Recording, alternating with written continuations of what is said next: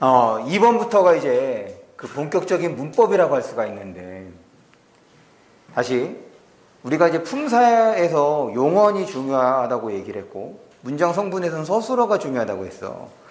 지금 앞에서 그 문장의 짜임을 볼 때도 다 뭐가 기준이었니? 서술어가 기준이었죠. 서술어를 기준으로 해서 우리가 여러 가지 문법 현상을 파악하고 있는데, 지금 54쪽에서 살펴볼 이 문장의 유형 또한 마찬가지입니다. 이 요소, 문법과 관련되는 요소, 다른 말로 바꾸면 이제 표지라고 할 수 있는 거예요. 무언가 어떤 현상이 벌어지면 그와 관련된 표지를 이제 보여주는데, 이 표지가 다 어디에 무엇과 관련되느냐? 서술어 관련된다. 서술어 그 단어 주변에 이 표지가 다 들어있어. 그래서 이런 것들을 일단 외우는 것이 필요합니다. 아, 이것이 들어가면 이런 문법 현상인 거야. 그게 이제 기본입니다. 그거 외우고 난 다음에 이제 다양한 상황에서 어떻게 쓰이는지를 이제 활용하는 측면에서 접근하는 거죠. 그거는 이제 문제를 풀 때야. 문장의 유형이라고 하는 말은, 이거는 종류라는 말이에요. 문장의 유형은 종류에 해당하는 건데, 이 종류도 뭐와 관련되느냐? 바로 종결어미. 다시 우리 어미 간단히 다시 한번 살펴볼게. 어미에는 두 가지가 있어. 선어말, 그 다음에 어말. 어말은 단어 끝에 오는 거죠. 선어말 어미는 두 가지가 있는데, 이거를 이제 여기에서 살펴볼 거야. 높임 요소에서. 높임에 해당하는 거랑 시제와 관련되는 거. 그 다음에 어말 어미는 다시 셋으로 나눠볼 수 있다. 하나는 종결. 종결은 문장을 끝내는 거야. 지금 보고 있는 거. 문장을 끝내는 거. 그 다음에 연결. 그럼 종결이 문장을 끝내는 거라고 얘기를 했으니 연결은 어디에 있겠어? 문장 가운데 있겠지. 문장 안에 있을 거야. 그 다음에 전성어미. 전성어미는 아까 봤죠? 전성어미 어디서 썼어? 명사형 전성어미, 관형사형 전성어미, 부사형 전성어미. 그래서 관형절, 부사절, 명사절. 그리고 얘는 어디서 나타나는 거냐면 이어진 문장, 아는 문장. 아니지, 아는 문장에서 나타나는 거지. 그럼 이어진 문장은 바로 연결어미와 관련되는 거야. 문장을 연결해 주는 거니까. 됐어? 지금 간단하게 다시 한번 어미의 체계를 언급을 했어요. 지금 먼저 종결어미입니다. 종결어미에 따라서 문장의 유형, 종류가 결정이 되는데, 1차적으로 그냥 이 정도만 알면 돼. 아, 문장 끝에 뭐가 오느냐? 다. 그 다음에 여기는 보통 까죠. 까.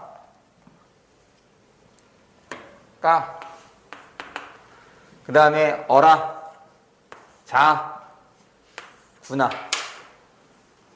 그리고 문장의 유형, 문장의 종류에는 사실은 여기에 나오는 단어는 지금 문법에서 더 많이 보는 것보다는 문학에서 더 많이 보지, 시에서 할 때 평서형 종결어미, 평서형 문장을 통해서 화자의 내면을 잘 드러내고 있고, 혹은 의문형 표현을 통해서 뭐 이런 식으로 해서 이제 문학에서 더 많이 보게 되는데, 어쨌든 기본적으로 평서문, 의문문, 명령문, 청의문, 그 다음에 감탄문이 어떤 형태로 어떤 종결어미와 관련되는지를 기억해 두는 것이 좋겠다.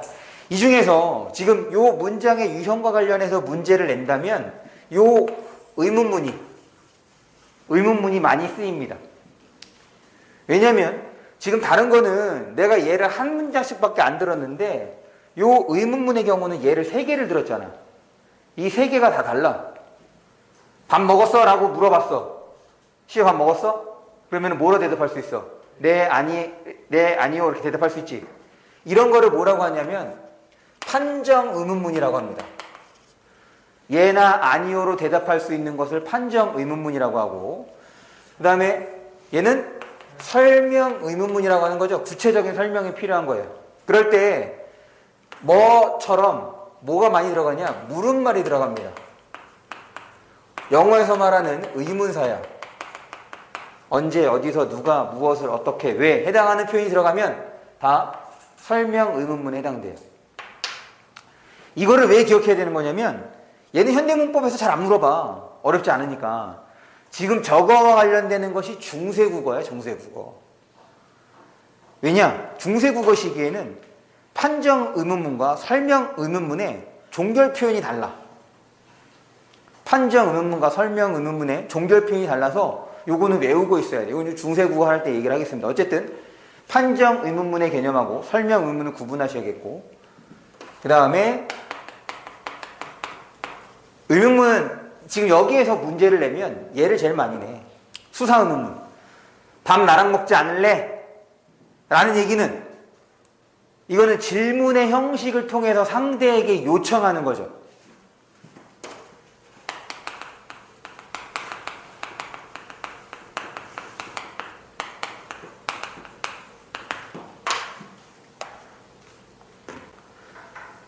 표면적으로는 질문의 형식이에요. 그런데 얘의 기능, 미안해, 잘못 적었다.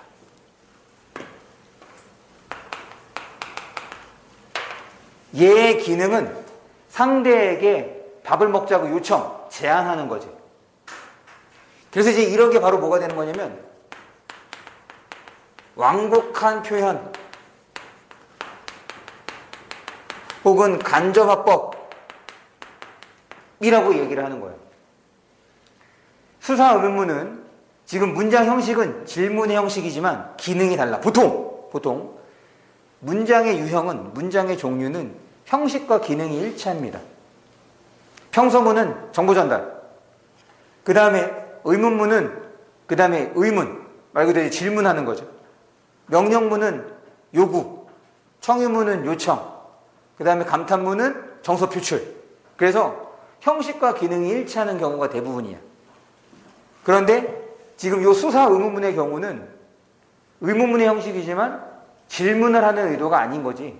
그래서 여기에서 문제를 내면 이거와 관련된 문제를 많이 냅니다.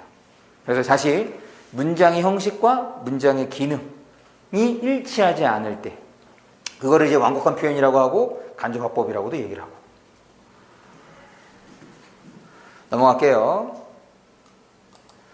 그 다음에 이제 여기서부터가 이제 본격적인 문법이라고 생각하시면 됩니다. 그 중에 우리 국어에서, 우리 말에서 가장 문법적으로 발달되어 있는 것이 높임. 그래서 먼저 높임에 대해서 살펴볼게요. 화자가 어떤 대상이나 상대에 대하여 그의 높고 낮은 정도에 따라서, 높고 낮은 정도, 그러니까 우리가 이제 높임 표현이라고 하면 높일 때만 사용하는 거라고 오해하기 쉬운데, 높임 표현 중에 일부는 낮춤 대상일 때도 이제 높임 표현으로서 실현이 된다. 그건 이따가 살펴보는 걸로 할게요. 언어적으로 구별하는 표현 방식인데, 지금 여기에서 이거 설명하기 전에 지금 오른쪽에 여백이 있죠? 오른쪽 여백에다 좀 적습니다. 높임 표현, 접근법. 높임 표현하면 꼭 이 순서에 맞춰서 여러분들이 접근해 주셔야 헷갈리지 않고 함정에 빠지지 않고 문제를 잘 해결할 수 있다. 첫 번째, 높임 표현입니다. 무조건 높임 대상부터 확인합니다.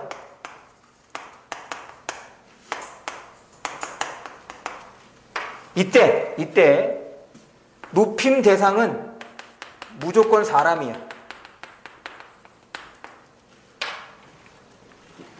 이때 높임 대상은 무조건 사람입니다. 높임 대상을 확인을 해. 그 다음에 두 번째로 뭐 하냐면 그 대상의 문장 내에서의 역할. 문장 내에서의 역할.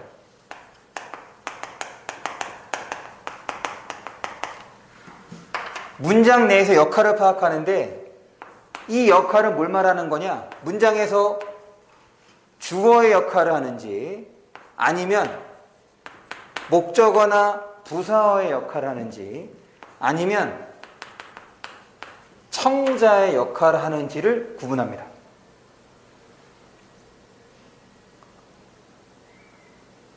다시 지금 높임 표현이다 라고 하면 처음에 먼저 높임 대상부터 확인을 해주시고 문장 내에서 그때 높임 대상은 무조건 사람입니다. 그 다음에 그 대상의 역할을 파악하자. 그 대상이 문장에서 주어의 역할을 하는지, 목적어나 부사의 역할을 하는지. 목적어는 어렵지 않죠? 을을이 붙는 거고, 부사어는 보통 애개가 붙는 거예요. 그 다음에 청자, 듣는 이의 역할을 하는지를 따지자.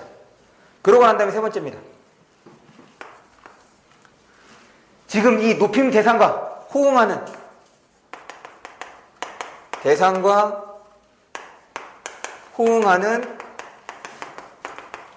서술어를 확인. 대상과 호응하는 서술어를 확인하면 이제 높임법 끝이야.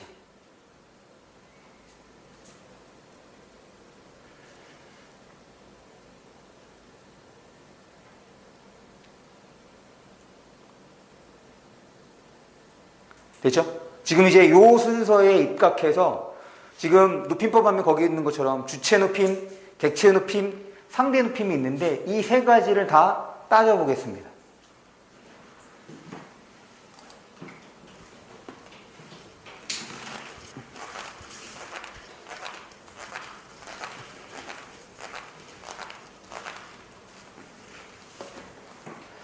주체 높임부터.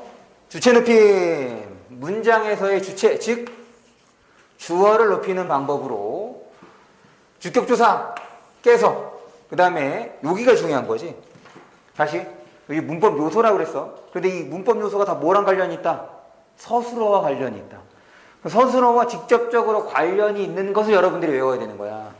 바로 예죠. 서나말어미 의식. 예. 그래서 아까 전에 높임 서나말어미 시 이거 하나밖에 없어. 주체 높임에서 나타나는 거. 그 다음에 주의할 것은 특수어휘. 얘를 주의해야 돼. 특수어휘는 낱말 자체가 바뀌는 거예요.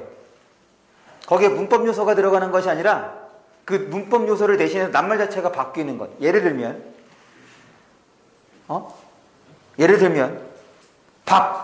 밥에 대해서 높일 때 쓰는 표현이 뭐야? 밥. 진지라는 단어지. 이런 게 특수어휘라는 거야. 알겠어? 낱말 자체가 바뀌는 거. 이따가 이제 그거와 관련된 얘기를 좀 해볼게. 그래서 이렇게 지금 분홍색으로 표시한 건 여러분들이 꼭 알아야 되는 거고, 그 다음에 특수어휘도 이제 여러분들이 좀 주의가 있는 거죠. 그럴 때 이 주체 높임은 다시 직접 높임하고 간접 높임으로 나눠볼 수 있는데, 직접 높임의 경우는 일단 아까 전에 높임법, 접근법을 한번 적용해보자. 먼저 직접 높임부터 볼게요. 먼저 문장에서 뭐부터 확인해? 높임 대상이야. 여기 높임 대상은? 지금 직접 높임 대상은? 아버지. 그렇지, 아버지야. 됐죠? 그 다음에 여기 깨서가 붙었으니까 아버지가 어떤 역할인 거야? 그래, 주어 역할인 거야. 그러고 난 다음에 뭐 보자고? 이 주어와 이 대상과 호응하는 뭐? 서술어. 서술에 뭐 들어있어? 이렇게 들어있네. 그러니까 얘는 높임 표현이 제대로 쓰인 거, 이렇게 판단하는 거란 말이야.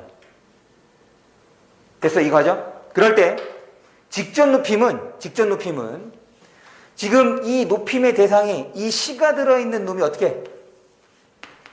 한 번에 호응하는 거예요. 높임 대상과 한 번에 호응하는 것이 직접이야. 그럼 간접 높임의 경우는 한 번이라고 얘기했으니까 얘는 여러 번이 되겠죠. 다시, 직접은 높임의 대상과 한 번에 호응하는 거라면 간접 높임은 여러 번에 걸쳐서 높임의 대상과 호응하는 거예요. 뭐가? 먼저 뭐부터? 지금 간접 높임입니다. 먼저 뭐부터? 높임 대상부터. 그러면 여기 높임 대상 할머니야, 귀야? 그렇지. 높임 대상은 무조건 사람이라 그랬어. 할머니야. 그 다음에 깨서를 봤으니까 할머니도 주어네. 그러고 난 다음에 뭐라고? 이 주어와 호응하는 서술어. 서술어를 봤는데, 그래, 시가 잘 들어있어. 서술어를 봤는데 지금 여기에서 이 문장에서 박다가 서술하는 대상이 할머니야, 귀냐? 그렇지. 할머니가 밝은 게 아니라 귀가 밝은 거야. 먼저 이렇게 호응하고 지금 이 귀가 밝다라는 말이 뭐에 대해서 설명해주고 있어? 할머니에 대한 설명이지. 즉 지금 이 문장의 구조는 뭐와 같아? 앞에서 우리가 봤던 서술절이란 거죠.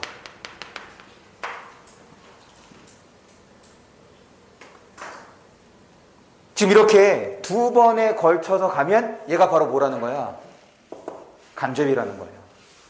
그럼 얘를 이렇게도 바꿔볼 수 있겠지? 할머니의 귀가 밝으시다. 여기에서 높임의 대상은 뭐? 할머니. 그리고 이 할머니와 관련 있는 서술어? 밝으시다. 봤더니 뭐가 밝은 거야? 할머니가 밝은 게 아니지? 귀가. 그 다음에 이렇게 가는 거죠. 이게 뭐라고? 간접이라고. 됐어? 사실은 이제 요 예문보다 더 많이 쓰이는 예문이 있죠.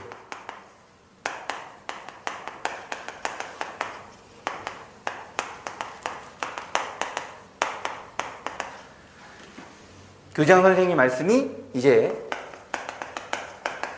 있다라는 단어를 통해서 쓸 거예요. 그럴 때 얘가 이제 두 가지 양상으로 생각해 볼 수 있겠지? 하나는 계시다. 하나는 있으시다. 그래서 보통 주체 높임과 관련해서 가장 많이 물어보는 게 계시다와 있으시다의 구분입니다. 왜? 계시다와 있으시다를 구분할 수 있다는 것 자체가 직접과 간접을 구분할 수 있는 거거든. 그럴 때 지금 요 있으시다는 간접에서 쓰이는 거고 계시다가 직접인데 봐봐. 여기 계시다의 경우는 여기서 이제 똑같이 시가 들어있잖아. 얘 시를 빼도 되는 거지. 얘 시를 빼면 계다라는 말 쓰냐 안 쓰냐? 안 써. 봐봐. 또 한 가지야. 계시다로 검색하면 사전에 있겠어 없겠어? 있지. 계시다로 검색하면 사전에. 왜? 얘가 하나의 뭐야? 단어잖아. 만약에 여기에서의 시가 선어말 의미냐면 즉 있으시다로 검색하면 사전에 실려 있겠어 안 실려 있겠어? 안 실려 있다고. 왜? 선어말 의미가 들어있는 거니까. 무슨 말인지 알겠어? 시라고 해서 무조건 다 선어말 의미가 아니라는 거야. 그럼 내가 이제 아까 전에 그 특서에서 잡수시다 얘기했죠. 할아버지께서 진지를 잡수시다. 이때 진지는 할아버지를 높이기 위해서 밥이라는 단어 대신에 쓰인 거죠. 그래도 이제 특수어휘가 되는 거야. 뭐와 관련된? 할아버지와 관련된 특수어휘가 된 거야. 근데 잡수시다에 시가 들어있어. 그럼 시를 빼봐. 잡수다 라는 말 안 쓰잖아. 잡수시다라고 쓰지. 잡수다가 아니야. 잡수다 줄어들어서 잡수다라고 쓴다고. 그럼 잡수시다를 검색하면 있는 거야. 그때 시는 선어말 어미가 아니라 그 단어에 해당되는 포함되는 하나의 표현인 거지. 내가 왜 이 얘기를 하냐면 할아버지께서 진지를 잡수시다라고 쓸 수 있지만 또 뭐라고도 쓸 수 있냐? 할아버지께서 진지를 드신다라고 쓸 수 있어. 드시다를 검색해 보세요. 지금 검색해봐. 드시다. 네. 드시다라는 단어를 검색해 보세요. 국어사전에서 드시다.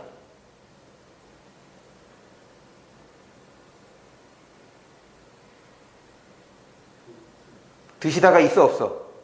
안 나오죠. 잡수시다를 검색해 보세요.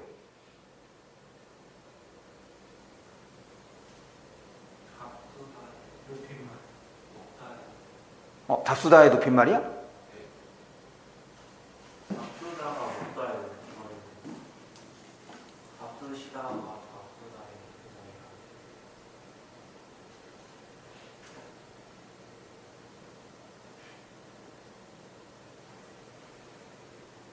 잡수시다. 봐봐. 야, 잡수시다라는 게 단어에 있잖아. 맞아? 이거 자체가 이제 하나의 그 단어로서 인정받아서 표준국어 대사에 실려 있는 거란 말이야. 그런데 드시다는 아까 나왔어 안 나왔어? 드시다 안 나왔죠? 드시다는 없어.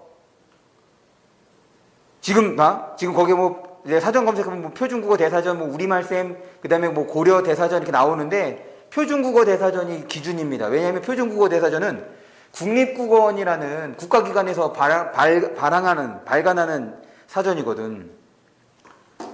왜 이 얘기하냐면 드시다에서의 시는 서너말음이란 말이야. 사전에 등재된 단어가 아니니까.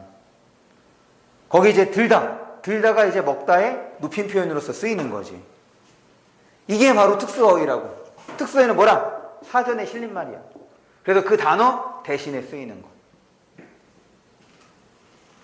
됐죠? 그럴 때 다시 계시다의 경우가 이제 직접 특수어휘가 사용되는 거고, 간접일 때는 지금 선어말어미가 들어있는 형태로 사용된다는 것. 이런 게 이와 똑같은 예가 또 뭐가 있냐면 아프다가 있어. 아프다에 시가 들어있어. 선어말어미. 그럼 얘는 직접에서 쓰인다는 거야? 간접일 때 쓰인다는 거야? 그렇지. 얘처럼 간접일 때 쓰이는 거야. 그럼 직접일 때는? 그렇죠. 이렇게 단어가 바뀌어서 쓰인다. 편찮으시다가 돼서.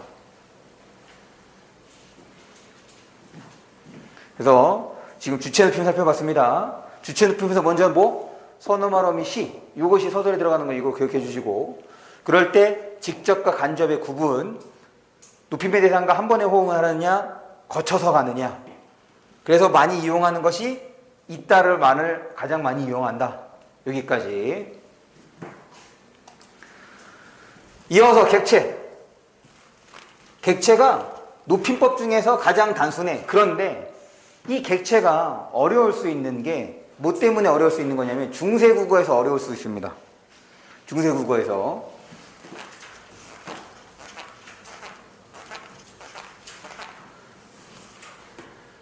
객체 높임. 문장에서의 객체. 목적어나 부사어. 문장에서의 객체, 목적어나 부사를 높이는 방법으로 얘는 부사격조사 께, 그 다음에 여기에서는 특수어휘 얘 4개를 외워야 돼. 여기부터 여기까지 4개입니다. 모시다, 들이다, 배다, 엿주다. 지금 뵙다, 엿주다는 이거는 복수표준어야. 같은 말입니다. 그래서 객체 높임이 이렇게 딱 4개의 단어로 실현이 됩니다. 얘가 들어있어야 객체 높임이 쓰인 거야. 얘가 안 들어있으면 객체 높임이 안 쓰인 거야. 그런데 중세국어에서는 객체 높임 선어말어미가 있거든. 현대국어에는 없죠. 높임 선어말어미는 시밖에 없단 말이야. 주체 높임 선어말어미. 그런데 중세국어 시기에는 객체 높임 선어말어미가 있었다.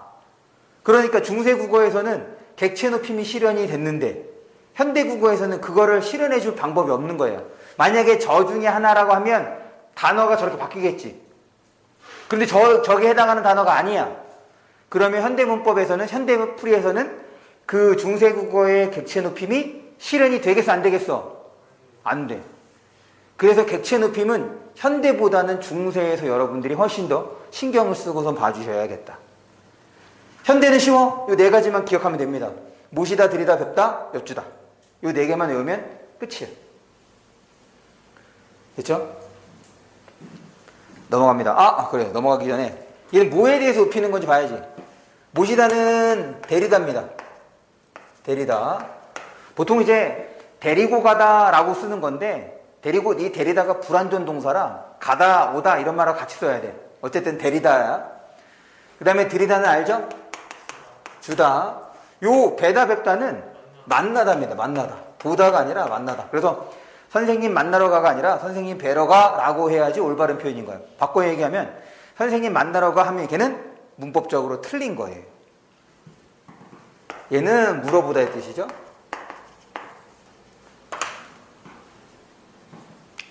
마지막입니다. 네. 그 배다랑 뵙다랑 둘 다 뜻이 같아요. 네, 같은 말이에요. 둘 다 그럼 쓸 수 있는 거예요? 네.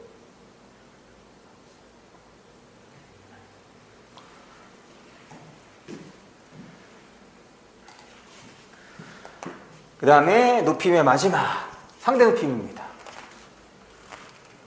지금 앞에서 봤던 주체와 객체는 문장에서의 성분이야.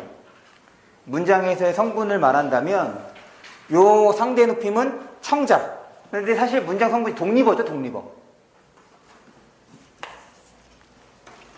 문장 성분으로 치면 독립어인 거야. 청자를 높이거나, 여기서 이제 주의할 게, 낮추는 건데, 뭘 통해서 실현됐냐? 종결 표현을 통해서 실현이 된대요. 지금 이 종결 표현이 어디에서 또 나왔었냐면, 문장의 유형에서도 나왔지. 그러니까, 평서, 의문, 명령, 청유, 감탄. 그거와 더불어서 지금 모두도 실현한다. 상대 높임도 실현하는 역할을 한다. 이렇게 봐주시면 됩니다. 그럴 때 지금 유형을 보면 먼저 얘가 이제 격식체가 되는 거죠. 첫 번째 격식체. 격식체가 되는데 얘는 이렇게 나뉘는 거야. 요 두 개가 높임, 요 두 개가 낮춤입니다. 그럴 때 조금 더 이름을 구분해서 부른다면 얘는 아주 높임, 예사 높임, 예사 낮춤, 아주 낮춤 이렇게 부르는 거죠. 그럴 때 지금 우리가 이제 보통 많이 쓰는 표현이 요 아주 높임이랑 아주 낮춤에 해당하는 걸 많이 쓰지. 그래서 요 두 개를 기본적으로 여러분들이 알아두셔야 되는데, 명령, 그 다음에 평서, 의문, 그리고 여기 이제 하십시오체, 하오체 이렇게 되는 거지. 평서,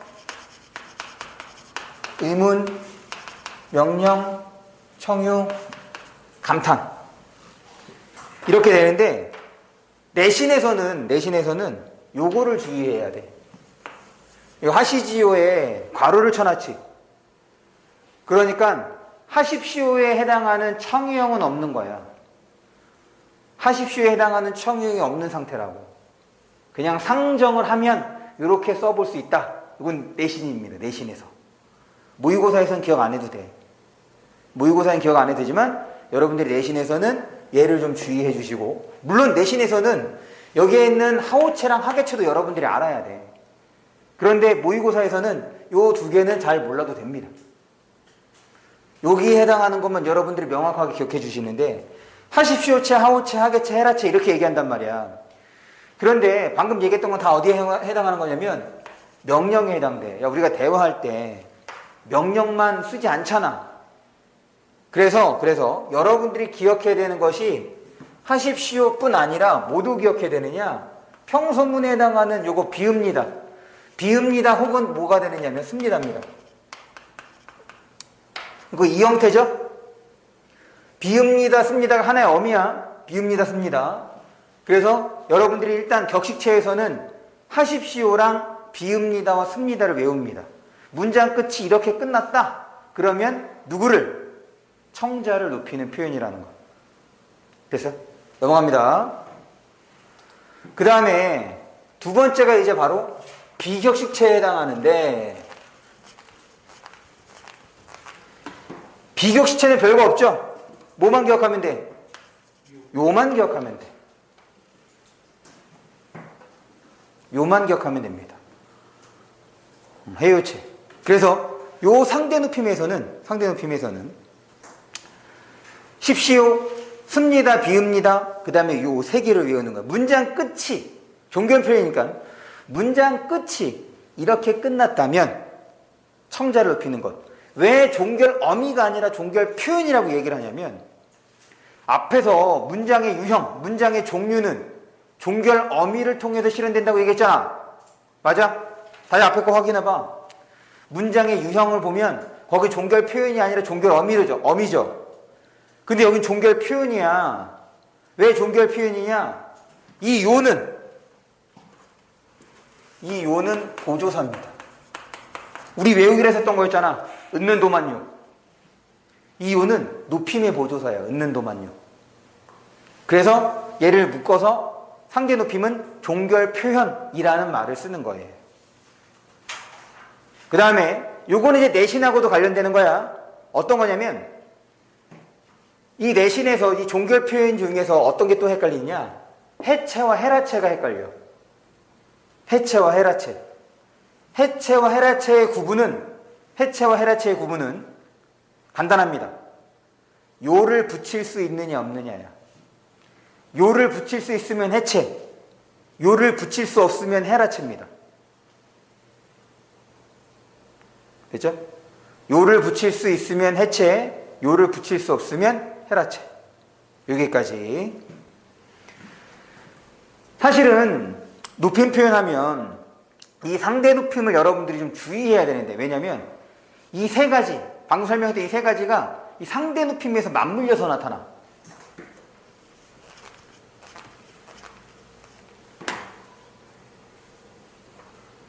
예를 하나 들어볼게요. 먼저 가장 많이 이제 써먹는 예입니다. 할아버지, 아버지, 여기에 들어갈 말이야. 그 다음에 오다의 과거형.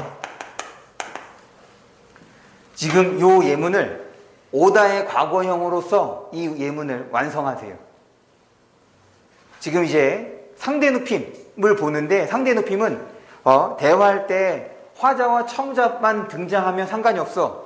그런데 이 대화의 제3의 인물이 포함이 될 때 그것까지도 신경을 써야 한다. 그래서 지금 이 예문입니다. 지금 할아버지, 아버지, 삐리리, 그 다음에 이제 오다라는 단어를 통해서 지금 여기에 높임 실현 양상을 한번 거기다가 밑에 혹은 오른쪽 여백에다가 써보세요. 어떻게 해야 얘를 올바른 문장으로 만들어 볼 수 있는지.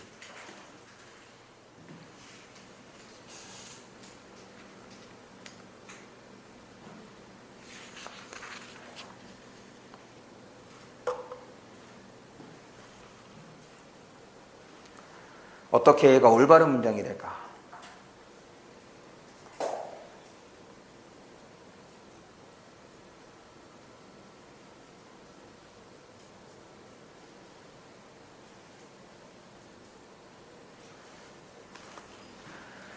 지금 높임 대상부터 우리가 확인하게 했던 거잖아. 먼저 높임 대상 확인합니다. 할아버지, 아버지가 높임의 대상이네. 그럴 때 할아버지라고 불렀으니까 할아버지의 역할은 청자가 되는 거죠. 할아버지라고 불렀으니까. 그 다음에 지금 이 문장에서 오다의 행동을 하는 대상은 누구야? 할아버지가 오는 거야? 아버지가 오는 거야? 그렇지. 그러니까 아버지가 주어가 됐네. 됐어? 그 다음에 화자도 생각해 볼 수 있겠네요. 화자. 지금 말하는 사람 할아버지라고 아버지라고 불렀으니까 손자가 되겠지. 그럴 때 지금 할아버지가 청자인 거니까 어떻게 해야 돼? 지금 습니다나 요로 끝나면 되는 거야. 습니다나 요로 끝나면 지금 할아버지를 높이는 표현은 됐다. 문제는 아버지거든. 근데 왜 아버지가 문제가 되느냐? 그래, 화자의 입장으로만 볼 때는 아버지라고 불렀으니까 이제 뭐 자식이 되겠지? 화자의 입장으로 봤을 땐 아버지는 높임의 대상이야. 그런데 할아버지의 입장에서는 아버지는 높임의 대상이 아니죠. 왜? 할아버지에 대하여 아버지는 아들이니까 높임의 대상이 아니야. 그래서 지금 이 상황에서는 청자를 고려한 표현을 쓰는 거라고. 청자가 주어인 아버지보다 지위가 높기 때문에 아버지를 높이는 표현을 쓰지 않는 것이. 그래서 할아버지, 아버지가 과거형 아니지. 시가 들어가면 누구를 높이는 거야? 시가 들어가면 뭘 높이는 거였어? 그렇지, 주어를 높이는 거잖아. 할아버지, 아버지가 왔어요 라고 해야 이제 올바른 표현이 되는 거고, 그럴 때 이 요가 바로 청자인 할아버지를 높이는 표현이 되는 거죠.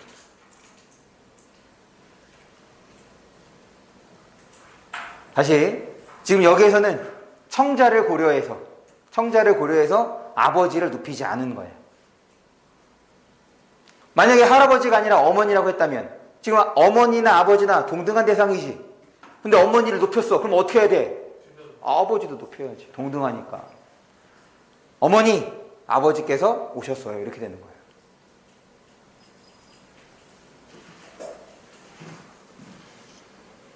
그렇죠?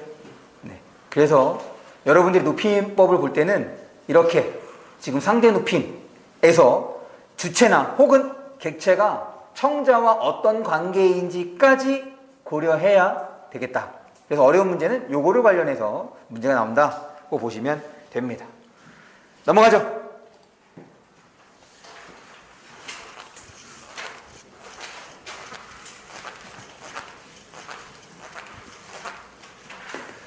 시간 표현까지 보고 잠깐 쉴게요. 56쪽입니다. 시간 표현. 시간 표현에는 크게 두 가지가 있어요. 우리가 흔히 알고 있는 시제와 그 다음에 동작상. 다시 시간 표현은 두 가지입니다. 시제와 동작상. 그래서 먼저 시제부터 살펴봅니다. 시제. 바라시. 바라시가 뭐냐면 말할 때가 되는 거죠. 바라시는 말할 때, 바라시를 기준으로 사건, 요 바라시를 기준으로 하는 것을 우리가 이제 보통 뭐라고 하느냐? 절대 시제라고 합니다. 그래서 뭐랑 구분을 해야 되는 거냐면 상대 시제와 좀 구분을 해야 돼. 지금 우리가 보고 있는 시제는 절대 시제입니다. 우리가 보고 있는 건 절대 시제. 그래서 바라시를 기준으로 사건 시에 선후관계. 그러면 사건이 먼저 일어났대. 그럼 뭐가 되겠어? 과거가 되는 거야. 사건이 동시에 일어났대. 현재가 되는 거야. 사건이 나중에 일어난대. 그럼 미래가 되는 겁니다. 이게 이제 시제예요. 요거를 절대 시제라고 얘기한다고. 됐어요? 넘어갑니다.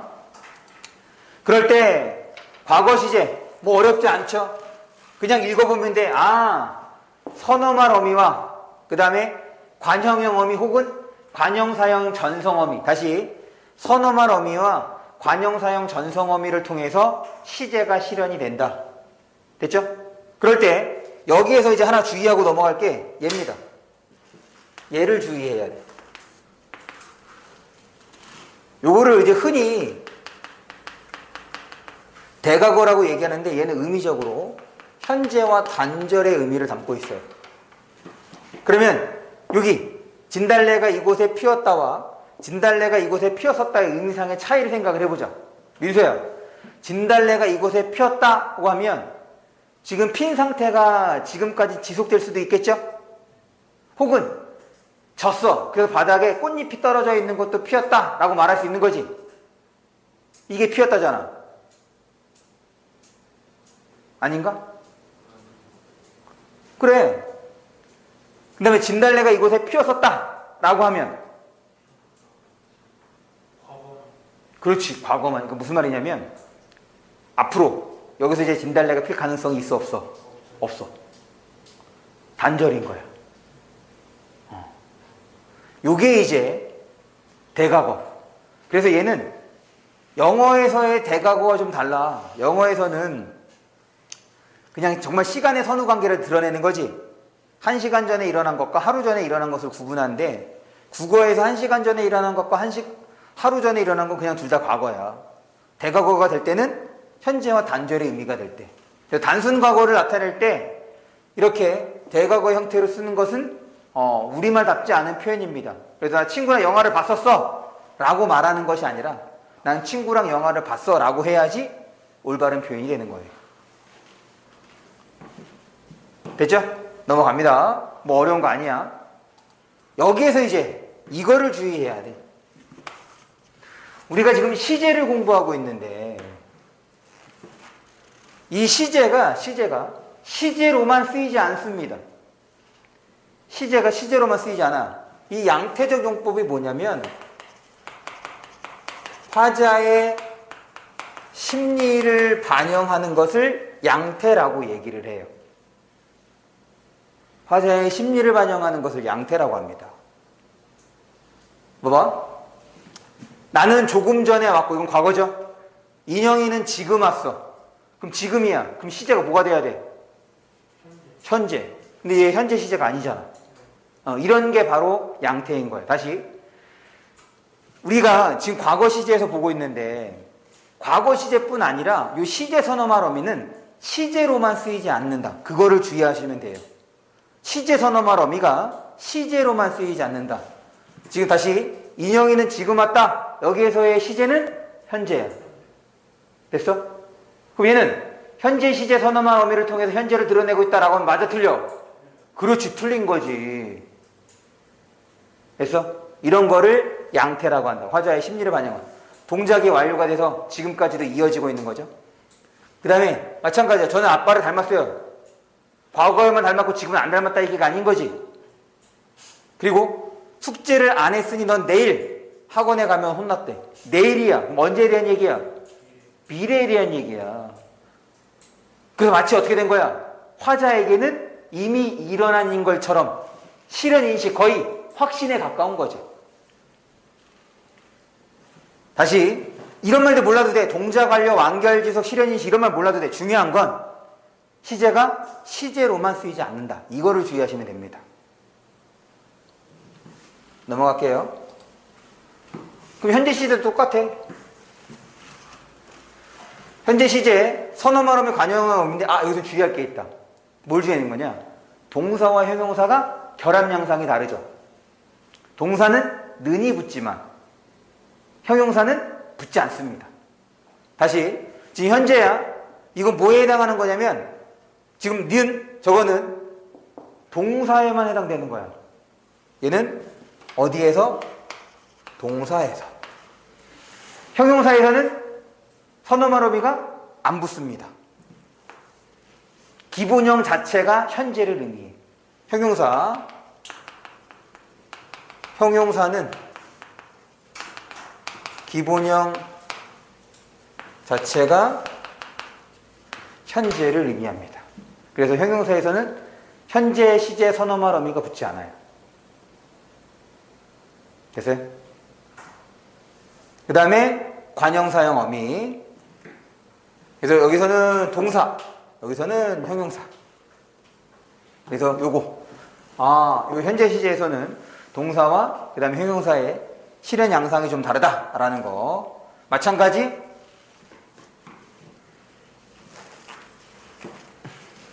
근영이가 내일 여행해서 돌아온다. 요것도 이제 시제는 뭐가 되는 거야? 미래 시제가 되는 거죠. 그 다음에 현장감. 이순신은 명량대첩에서 기적같은 승리를 거둔다. 그래서 현장감 혹은 생동감을 주기 위해서 일부러 현재 시제를 사용하기도 합니다. 됐죠? 넘어갑니다. 만약에 네. 과거 시제에서요. 네. 그러니까 대과거에서는 현재와 단절된 상황에서만 쓴다 했잖아요. 네. 그러면 현재와 단절된 상황인데 대과거를 안 쓰고 그냥 과거 시제를 써도 돼요? 그러면 현재와 단절이 안 됐다는 걸 의미하겠지. 그건 알 수 없잖아. 그럴 때는 문제가 되지 않아. 대과거를 쓰는 게 문제인 거지. 넘어갑니다. 여태까지 모의고사에서 가장 많이 출제가 된 게 요 get이에요. 요 get이 정말 다양한 의미로 쓰일 수 있거든. 시제뿐 아니라. 실현 방법, 선어말 어미, 그 다음에 관형형 어미. 됐어. 어렵지 않아. 그래.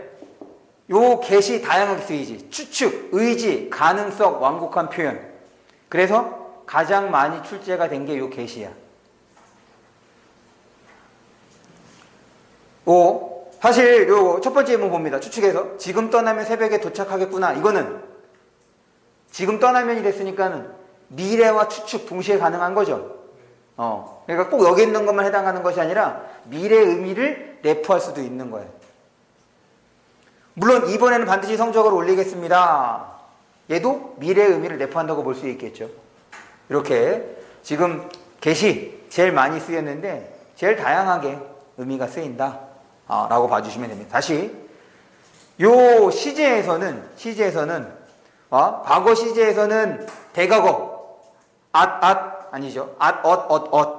요거의 쓰임과 그 다음에 현재 시제에서는 동사와 형용사의 양상이 달랐다. 그리고 미래 시제가 제일 많이 쓰였는데 get이 다양한 의미로 쓰인다. 그래서 시제에서는 이 시제 선어말 어미가 시제로만 쓰이지 않는다는 사실을 기억해 주시면 됩니다. 동작상입니다. 시간의 흐름 속에, 즉 과거 속에서, 현재 속에서, 미래 속에서, 시간의 흐름 속에서 동작의 양상, 동작이 진행되고 있느냐 혹은 끝났느냐, 완료가 됐느냐. 그래서 동작상은 어렵지 않아요. 우리가 알고 있는 것. 실현 방법, 그래서 ing와 관련되는 거죠. 뭐뭐 고 있다 혹은 뭐뭐 가다. 밥을 먹고 있다, 먹어간다. 그 다음에 연결하면 뭐 면서를 쓸 수 있는 거고, 웃으면서 대답했다. 그래, 아까 전에 이제 우리 상대 시제 얘기했었잖아. 이걸로 상대 시제 한번 얘기를 해보자. 무슨 말이냐면 우리가 기본적으로 보는 절대 시제는 얘를 통해서 끝나죠. 그럼 언제야? 아, 얘는 이제 과거가 된 거야. 뭐와 견주었을 때? 발화시랑 견주었을 때. 그럼 상대 시제는 뭐냐면 이 사건 자체가 견주는 거야. 지금 이 사건이야. 이 사건일 때 이 사건은 언제 벌어진 거야? 그렇지. 그러니까 얘는 뭐가 되는 거야? 상대 시제로는 현재가 되는 겁니다. 절대 시제로는 뭐가 돼? 그렇지. 절대 시제는 뭐가 기준이야? 말한 게 기준. 그렇지. 말한 게 기준인 거니까. 다시 절대 시제로는 과거지만 상대 시제로 되면 현재가 된다는 것. 됐어요? 그래서 지금 우리 진행상을 통해서는 절대 시제에 대한 것도 간단하게 좀 확인을 해봤어요. 아니, 상대 시제에 대한 것도 간단하게 확인을 해봤습니다. 그 다음에 완료. 아 있다. 그 다음에 뭐 아버리다. 그리고 먹고서 자리를 떠났다. 뭐 얘는 하고 난 다음인 거잖아. 그래서 밥을 먹고서 자리를 떠났다. 그렇게 보면 되겠죠. 됐죠? 그래서 지금 이제 시제까지 마무리를 졌습니다. 그럼 잠깐 쉬었다가